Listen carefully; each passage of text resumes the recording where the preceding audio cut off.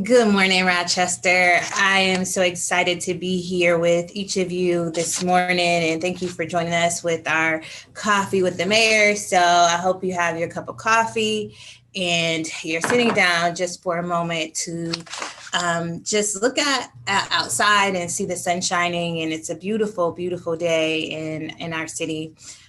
First, I want to take a moment to just pray for our city, ask you for your prayers for our city. You know, we had a pretty violent weekend. Of course, on Friday, we had the officer involved shooting. So we're asking to pray for, just all of our families, our police officers' families, our public service families, everyone, because we're all going through just a challenging and tough time right now.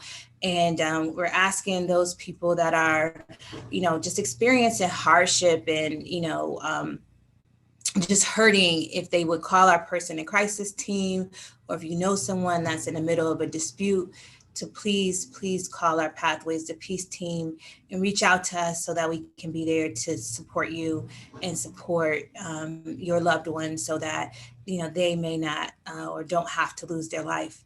I also want to thank you all for getting vaccinated. I believe that the number is above 50% now for vaccinated people in our community and in our county. And I encourage you to continue to go and get vaccinated. You can call 753-5555 and get the sign up to get vaccinated. All of the vaccination sites across our county are walk-in. And so you don't need an appointment. You can just, go and show up, or, but if you want to make an appointment, you can by calling 753-5555 or visiting monroecounty.gov. And now the CDC has announced that, children 12 and older can now receive the Pfizer vaccine. So if you would like to get your child a vaccination, please go and register your child to get vaccinated. This Saturday, we have a vaccination clinic for children 12 to 15 at our center, our Ryan R Center. That's going to be from 1 to 5 on this coming Saturday. So children that are ages 12 to 15, they can receive the Pfizer vaccine. We will have a clinic this Saturday from 1 to 5 at the R Center on Webster Avenue, which is our Ryan R Center. Registration information is forthcoming, so please stay connected to the City of Rochester's website or through our social media pages. We'll have all that information available. And so you all know that restrictions are being lifted. The CDC has come out and said that you don't have to wear a mask if you've been vaccinated. And this is why I'm encouraging everybody to get vaccinated. We need to, we want to strive for 100%. And, we should be looking forward to that. It's getting nice outside. People are out walking their dogs. They're out playing in, softball games and all of that. I've seen them out and about gardening and doing all those things, going out to restaurants and being just one with one another. And we enjoy that. We love to see that, being able to be with our family members and opening up our homes. It's about to be warm. Memorial Day is coming up. So I know that people will be having, cookouts and barbecues and family gatherings and all of that. So please, to keep your family safe and to protect your circle, we're asking you to go and get the vaccination. And it's readily and easily accessible to you and your family. So please take advantage of this opportunity and go and get vaccinated. So today we want to talk about our budget. I had a number of different people that have, called asking about and sending in information. I wanted to do a brief overview, I should say. I can't go deeply into, different sections of the budget because there's just not enough time, but I wanted to give you a brief overview of the budget. The average homeowner in this budget will see a property tax decrease of about $36.05. That means that The average homeowner will not see an increase in their taxes. This budget keeps the tax levy flat. It creates more opportunities for homeownership by greenlining our neighborhoods with our new Buy the Block initiative. And the Buy the Block initiatives is bringing all of our home ownership programs under one umbrella to buy the block, to encourage people to really start to look at home ownership, to look at owning their own businesses, to really invest in our challenged communities, and to look at how you can be a part of the economic recovery of our community.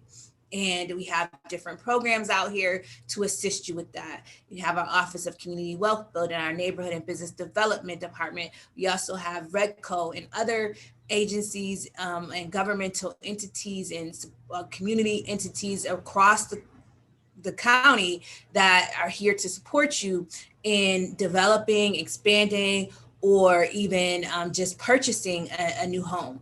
And so we have a lot of access to many different programs. And this is the time, if you want to start your business, to start that business. If you want to purchase that home, start to save, start to get your credit right, and purchase that home, because there's a lot of different programs out here to help you do so. This budget also provides $1 million of initial investment to start the implementation of the race recommendations. So people say, well, what is the race recommendations? And so, if you remember a couple months ago, the county executive and I came together. We appointed former Mayor Bill Johnson, Dr. Muhammad Shafiq, as well as Ms. Arlene Santiago, to look at how government has institutionalized racist actions, I guess I would put it that way. So the Race Commission is the Racial and Social Equity Commission that really looked at governmental laws and regulations, how they were enforced and how they reinforced different racist policies that cause Black and Brown people to continue to suffer, even though they shouldn't have. And so one example of that was redlining. And if you look at the ERA agenda in the beginning of the book, you'll see redlining and where we have our most crime, where things are our most challenged neighborhoods. It was intentional. It was we could draw basically a red line around these neighborhoods, and basically there's a concentration of poverty. There was a decrease in investment. People couldn't get mortgages there. They couldn't receive loans there. And, there was a really, really big challenge for those neighborhoods and those communities. When we talk about greenlining, we're talking about redoing or changing, bringing back those communities that have been forgotten about, and we want to do it in an intentional way. And so, as I said, and you've heard me talk about Northeast Rochester being one of our most challenged areas in our city, and the investment that we have going on, over $100 million in investment going on in that area today, doesn't mean that it doesn't have challenges, because it does, because it took us 50, 60, 70 years to get where we are today. And we're trying to reverse it. And we've started that process. And it's going to take us, working together to really reinforce and change the effects of what happened and those institutional barriers that were put into place. And so we talk about the criminal justice system and the Race Commission. And if you have not seen the Race Commission's report, I would ask that you go and visit the website. You can get to it from the City of Rochester's website. They have been, the co-chairs as well as many members of the commission have been going around actually giving talks and talking about what their findings were. But this first $1 million is to actually put into place the mechanisms to reverse and start to implement the changes that the Race Commission had recommended. And there are 15 of them that rise to the top, that are some things that we can do to immediately help our community overcome those racial and structural inequities and barriers. We also, in this budget, fully funded the PAB. We received a report that in order for them to do their job effectively and efficiently, that they believed that they needed $5 million to do that. And so we were able to add some dollars with the dollars that we received from the state. And we're thankful to our state legislators for providing some investment in that. We will continue to, the funding is the administration's role, and the PAB is underneath the city council. And so city council will work with them in order to implement and make sure that the cases and other things that they need to hear are being heard. And so we're thankful to be able to help them now start to do what they were put in place to do, which was hear cases for our residents that, have been faced with some challenges from our police department. When we look at this budget also, we recognize that we have violence that has happened in our community. And so we will have 726 sworn officers. We took a step back when we started this budget and said, what do we have our police department doing that they really shouldn't be doing? What do we want our focus to be on? When we started to look at the Executive Order 203, what should we be focusing on as a police department? And it's really about protecting and serving, keeping our residents safe. And there were a number of different things that were within the police department's purview that they had to focus on that had nothing to do with public safety. And so we removed those things from the budget. We actually put them in a department where they belong, and it's Department of Recreation and Human Services. And so we look to continue to look at what our police department is doing and help them to be able to focus on protecting and serving. So we still have 726 sworn officers, and we are working together collectively with our person in crisis team, with our police department, with our Pathways to Peace team, with our community, because there's nothing that you can do without the support of the community. And it's hand in hand where we'll be able to, reduce crime. And I often talk about this, in 2019, we had 20-year lows, 30-year lows as it pertains to crime and shootings and all of that. And in 1 year, we wiped all of that good away. And it's time that we get back to working collectively together to bring it all back. And we have to do it hand in hand. This is not an adversarial relationship. We have to make sure that we hold those accountable that need to be held accountable, but we also need to work with our community and everyone to improve what's happening on our streets. And so it does that. This budget expands the person in crisis team, the victim assistant unit, and creates an office of neighborhood safety. And our hopes, one of the things that we did when we started to see the violence start to uptick after we had our 30-year lows, our team went out and said, with Rise Up Rochester and Serve and other local organizations, there's, let's look around the country, see what, other cities are doing. How are they, maintaining this? What are they doing differently? And one of the programs that was brought to us by Rise Up Rochester was the Office of Neighborhood Safety. And of course, also with the Rock Against Gun Violence Coalition as well, was very, very in tune with this. And so the Office of Neighborhood Safety was born out of California and also New Jersey. And basically the city of Newark, New Jersey, they implemented this basically community-led violence reduction plan and strategy where they brought all of the people from around the community that was invested in neighborhood safety, along with neighbors together, and started to look at how do we systematically work together to reduce crime in our neighborhoods. And that means that, there was some things that we needed to do. And, in 2019, we had a number of different neighborhood organizations and groups and outreach entities that were really instrumental in helping us, because the city didn't do it by ourselves. We did it collectively together. And we're going to be bringing those people to the table, those groups to the table, dividing, working collectively together, dividing up strategies and devising strategies and of how to work collectively together in order to reduce crime and violence in our community.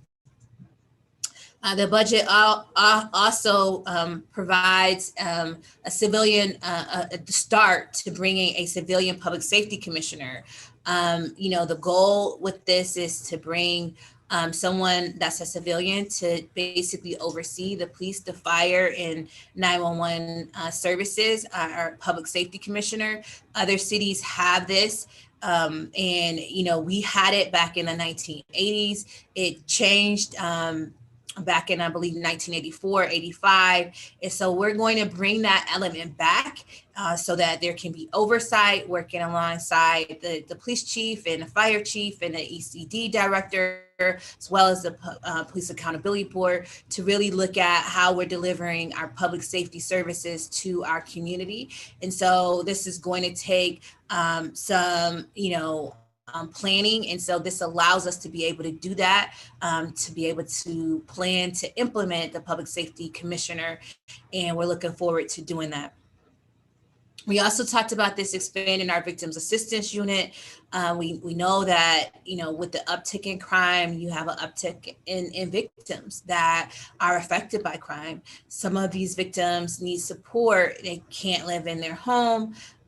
Maybe they need to, just get out of town and go to family for a while. And so we want to be able to look at how do we help and help our victims be able to survive crime, because what we recognize and realize is that a lot of times we have shooting victims that a victim today may be a perpetrator tomorrow, but also we have shooting victims that end up, being, shot again. And so if we can help these people be able to live, our people, our residents, help our residents be able to survive, that's what we want to be able to do.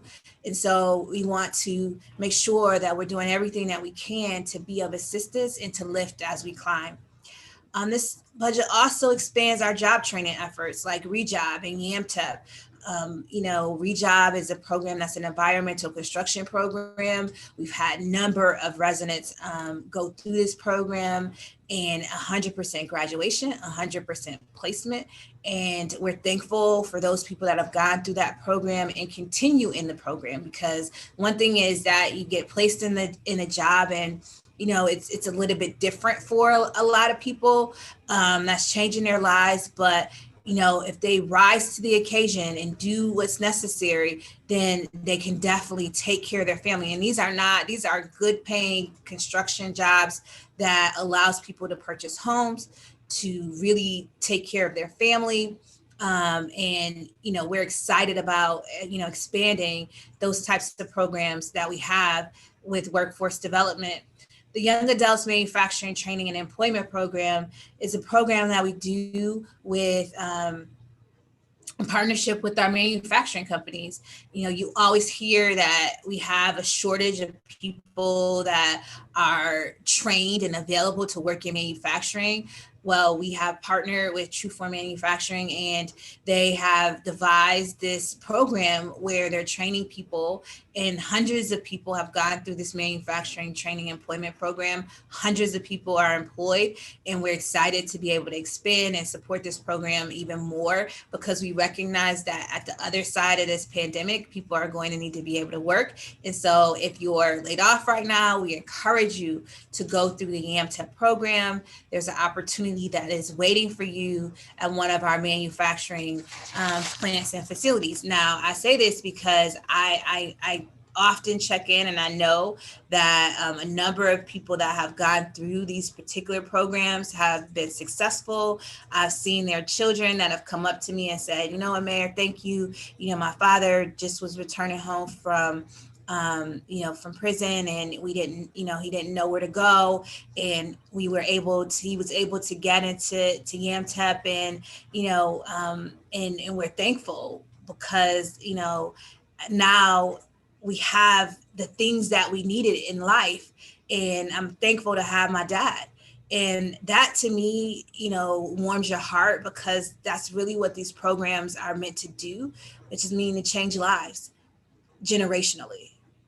You are able to provide a parent with a quality living wage job. You are able to change what impacts their children and their children's children. And so our focus at the city, through our community office of community wealth building, or even our job creation programs, have been really to change lives one person at a time, one family at a time, so that we can continue to help our neighbors in our community thrive. When we talk about making sure that we are also supporting our most vulnerable residents, as you have seen them out here, we asked one of um, our homeless providers to really go out and talk to some people that are panhandling, and they did. And they came back and they gave us a report, about people that are out, that are panhandling, and we want to be able to help them. Again, we looked across the country to see what other cities are doing with panhandling. And, we want to do a demonstration project here in Rochester with our panhandlers, and try to provide them with day laboring jobs, and give them dollars daily to hopefully get them back on track, be able to provide rather home assistance, or treatment. Some you need treatment, and be able to assist them and meet them where they're at. And because they're our neighbors, they're our loved ones, they're our people, and we want to provide every opportunity for them to succeed and to help where we can. So this program provides some dollars to do a demonstration project, a pilot program, for those who are currently panhandling and seeking employment. And we'll see if we can help them get into permanent jobs, by connecting with them on this level. You know, the big thing that I remember growing up, and my grandmother used to always say, that's someone's child. You have to take care of our people. And rather, people were knocking on her door at 2 in the morning or 8 in the morning, looking for food, or just for a couple of dollars, she would always give, because she felt that, and she always told us that it was the right thing to do. And I believe that she lived a blessed life because of it. And so we want to make sure that we help our most vulnerable citizens as well. We also, want to provide alternatives to our residents who believe that today they want to make different choices. And so we're going to have what we call Peacemaker Fellowships to empower, our residents and, our neighbors to not just make change in their lives, but, to help us do that throughout the community. These programs that have been developed have seen a dramatic drop in the amount of homicides and gun violence. And so we're going to lean on our peacemakers to come out and be a part of the solution that we are looking for as a community. We, as you can see, and you will see in this budget, we completely expand our human services division.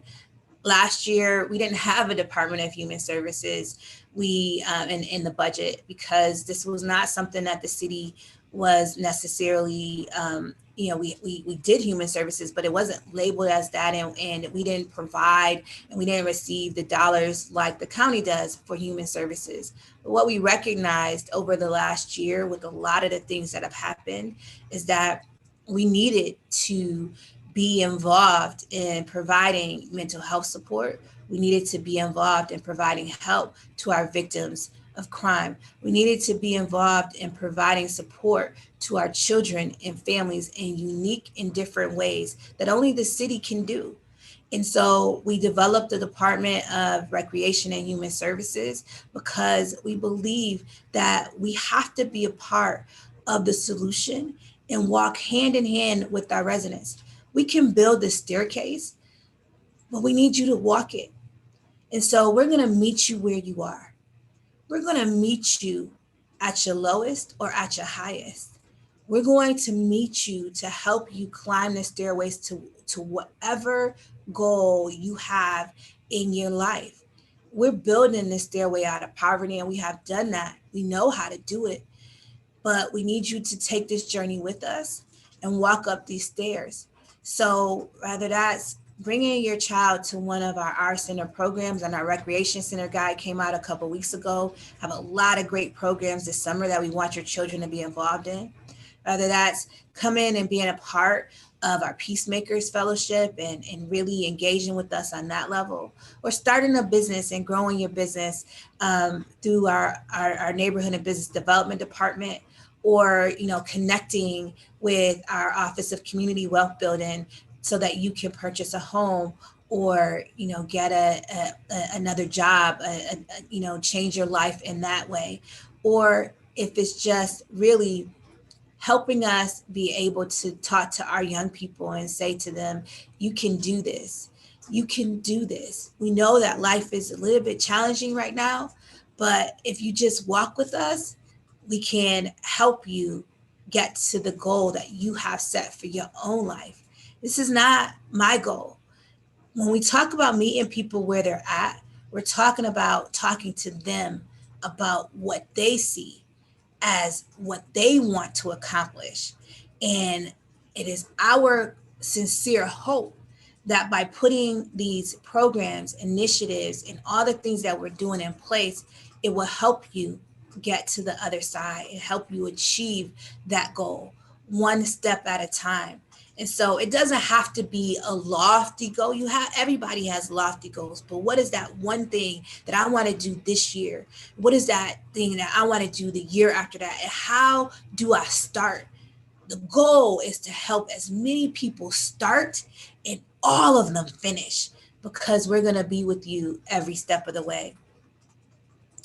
I've listened to you, in every decision and every aspect of the proposed budget was designed with our neighbors and with our people in mind. It is truly the people's budget. And so, as my mentor, Assemblyman David Gant, taught me years ago, that the seat doesn't belong to me, the seat belongs to the community. And I truly, truly appreciate the voices and the ability for people to share how they feel, whether it's through an email, a phone call, calling our 311 office. We've heard you, and this budget reflects those voices that came through very loud and clear about what they needed to see in our community and in our city, from housing to workforce development, to police accountability, to safety, and supporting our officers, to our firefighters and our 911 and our DES workers, all of them. We are truly, truly appreciative of the work that you've been doing. Many of our residents, many of our employees, none of them, they were essential employees, so they had to come to work through the pandemic, and they showed up and they represented the city well in working. Our Department of Recreation and Human Services workers, handing out food and all of that. And this week we had the opportunity to thank many of our community partners and their employees for supporting us during this pandemic. But we've turned a page. We're moving forward. We've introduced a budget that is really reflective of the people's concern. And we are continuing to do the work to lift as we climb. So thank you all for joining me with Coffee with the Mayor this morning. I truly, truly appreciate you for listening and joining us. I have to go and get ready for work. I know that you do too, and getting the children either on Zoom or off to school. I truly believe that we can make Rochester the city where everyone is proud to call it home. But one thing that we must do it by working together. So thank you and have a great